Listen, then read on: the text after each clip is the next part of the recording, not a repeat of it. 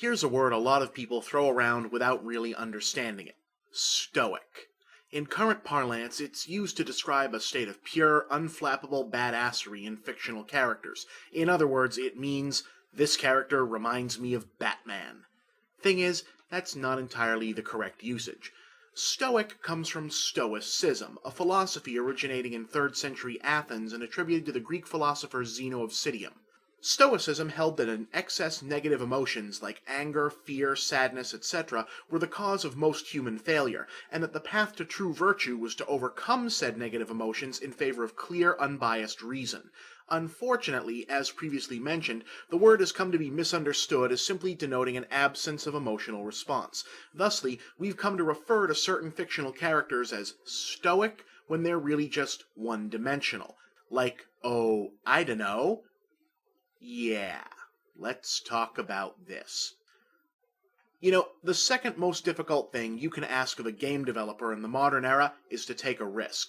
Back when games were made by a handful of guys with almost no real-time audience feedback, changing up genres or tossing in moments of total absurdity were expectedly pretty common. But now that it costs hundreds of millions of dollars to make even the shittiest big-ticket game, and design teams are massive and fans can start bitching about the game en masse the minute they've booted it up, not so much.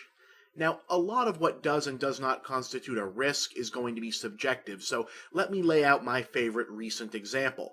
Setting a shooter in the remains of an underwater Art Deco objectivist paradise instead of a monotone Space Marine fun park, that was a risk. But like I said, that's only the second most difficult thing you can ask. The most difficult thing is for that same level of risk to be taken with an established franchise. For reference's sake, making the second Zelda a side-scrolling platformer, even in the 80s, that was a risk.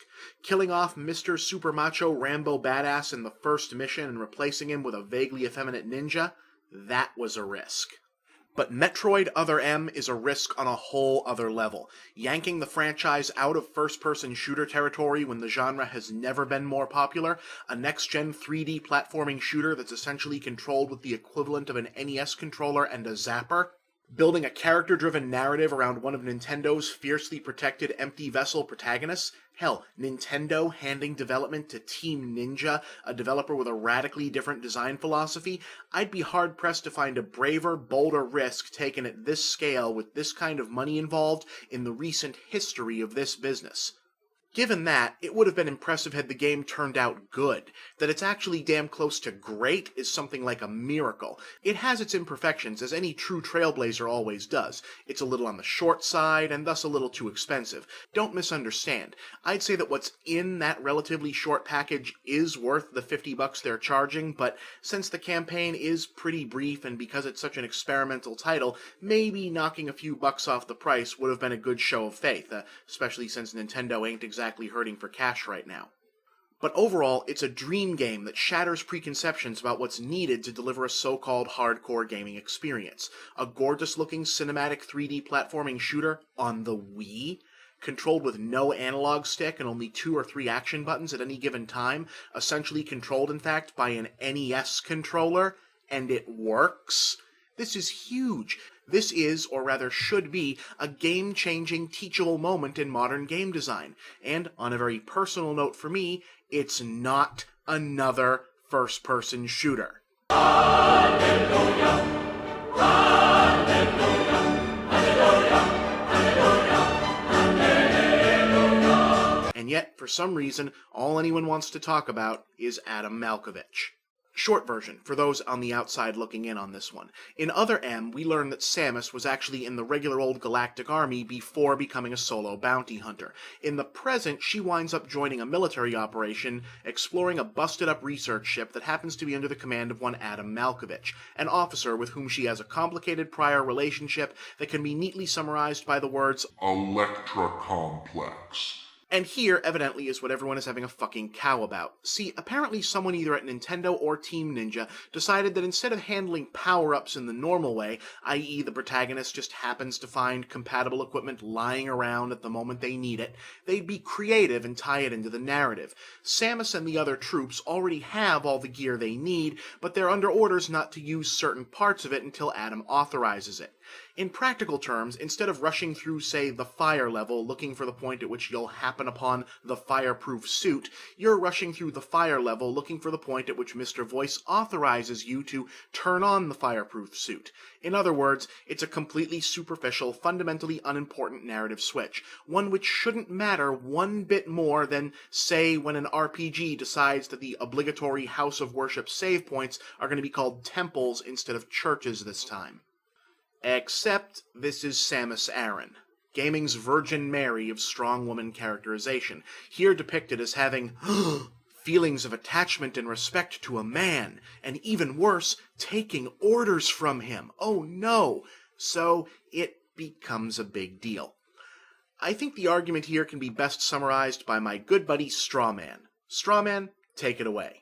Samus Aran is the go-to example of strong, non-sexualized, non-submissive women in video games. Her suit negates almost all traces of femininity, she does her job without assistance, she's the badass among the Nintendo menagerie, and so on. Therefore, having her act in any way submissive or even agreeable to a male authority figure is a huge betrayal of character. Also, the expanded backstory now shows her having uncertainty, frailty, and indecision, stereotypically girly traits that she'd never previously displayed. In short, Other M's narrative serves to lessen Samus' strengths as a character, turning her into just another over-feminized, disempowered female game hero.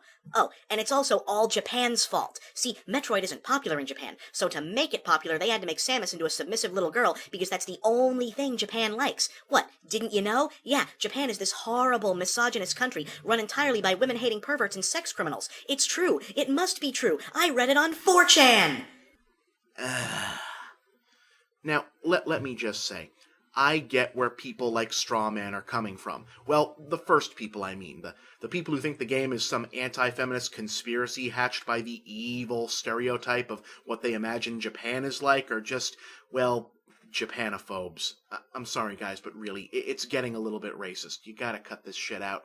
But in the broad strokes, yeah, someone at Team Ninja or Nintendo should have realized how the situation might read out of context and in regard to the way people tend to view this character, and maybe come up with a different angle for unlocking the power-ups, like, say, a HAL 9000 type AI or the ship's defenses, something like that.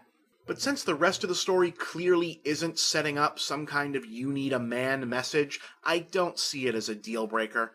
But what's interesting about this, in my estimation, kinda silly outrage is what it says about how much of game characterization is made up of stuff we only think we know. If this was, say, Princess Peach taking instruction from Toadsworth, nobody would give a fuck because, well, we assume it fits. The reason it's jarring that Samus is taking orders from a man or showing signs of deep post-traumatic stress disorder towards Ridley is that a lot of us, myself probably included, have taken over 2 decades of Metroid games and absorbed A, the idea of Samus as a strong, independent woman, and B, the idea that strong, independent woman must automatically mean pathologically emotionless, man-hating Ice Queen.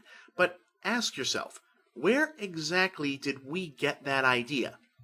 Because I gotta tell ya, it wasn't from the games. Coming as she does from the NES era of game heroes, Samus has never really had much in the way of characterization. We know she's a woman largely because it was the big surprise at the end of the first game, and we get the sense that she's a loner because the Metroids are all about solitary exploration and we seldom see her with any friends. We know some background details about Ridley and Chozos and such from the later games, and some details from semi-canonical strategy guides and old Nintendo Power comics where she had a purple buzz cut for some reason, but other than that, nothing. Remember that often abused word we talked about? Stoic? Yeah, that word gets used a lot now to describe what Samus supposedly used to be in every Metroid before Other M. And, well, let me be blunt. No, she wasn't. Stoicism is only a virtue or a character trait if it's not your only possible reaction, i.e., even though a statue is unyielding, that doesn't make it stoic. It makes it a statue. And like a lot of characters who originated in the 8-bit days, Samus basically started out for a long time, remained just that, a moving statue, because she had next to nothing in the way of actual characterization. She wasn't stoic, she was robotic. That's not a bad thing, it's just how she was. What does she do for fun? What's her favorite color? Movie, book, food, dog person, cat person, guinea pig perhaps? Does she date? Is she straight, gay? Do those distinctions exist in this future? Is it a big old interspecies free-for-all like Mass Effect or Lex? We don't know any of this. Hell, before Other M, we probably knew actually more concrete details about the fucking Master Chief. Even Wario has a more readily identifiable personality, yet somehow gaming culture managed to collectively form a consensus characterization that seemed so strong that when Other M even slightly contradicted it, we threw a conniption, even though it was only contradicting what we thought we knew. This is called projection. In the absence of characterization, we filled in our own. And because the sole unique feature we had to go on was that Samus was a woman starring in an action game, the filling was all about identity politics and gender assumptions. Most video game women wear revealing gender-specific uniforms. Samus doesn't. Therefore, she must reject her own femininity. Sure, makes sense, I guess. These are single-player games, so she must be an antisocial loner. Sure, why not? She's strong, therefore she must be cold and emotionally distant. You get the idea. You know, come to think of it, it's almost as though she kinda reminded us of a heroine from some other similar story, and we assumed they were exactly the same. I wonder where we got that from.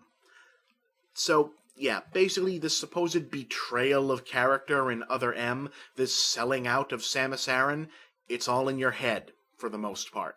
And frankly, I think it reveals some troubling things about the way some supposedly enlightened gamers and game commentators really think about gender. In Other M, we find out that Samus has doubts, phobias, long-standing issues, and even though she's a total badass who fights aliens for a living, she's still full of insecurities and even weaknesses, especially about personal relationships and past tragedy. In other words, we find out that she's a three-dimensional character. And this is a bad thing? This makes her less worthy, both as a character and a feminist icon? Really? So, there's only two choices for women characters? Huh? Barefoot in the Kitchen, or the Terminatrix? That ain't what progress was supposed to look like, fellas. I also wonder if there's a sort of bizarre jealousy thing going on here, as though gamers are going, "Hey Malkovich, stop ordering the lady around and telling her where to go and when to shoot. That's my job. Hands off." But you know what I really want to know? Prior to Other M, the closest thing we got to character definition for this woman was the end of Metroid 2, when she couldn't bring herself to kill the last Metroid because it was a newborn who thought she was its mother, and the beginning of Super Metroid, when the existence of this last Metroid baby brought Ridley, Mother Brain, etc. back into the fray, kicked off the events of the game, endangered the whole universe, and presumably got a shitload of people hurt or killed. Okay, so if you extrapolate out from that in the same way people are doing with Other M and the authorization controversy, according to the second and third Metroid games, all women, even tough-as-nails bounty hunters, are total slaves to their biological clock and will lose all sense of duty, objectivity, and reason when the chance comes to play mommy. Yes? Makes as much sense as the authorization thing, right? So why does that pass without comment, but the whole thing is now ruined forever because you had to wait for Adam to tell you to turn on the ice beam? Other than the fact that Super Metroid came out before we had the internet to fuel our collective overreactions, I mean. Oh, and I'd also like someone from Team Ninja to please explain to me why this game, controlled with an NES D-pad and 3 action buttons, controls better than their Ninja Gaiden games do with dual analogs and 8 buttons. But mainly, I'd just like us to calm down about this, please.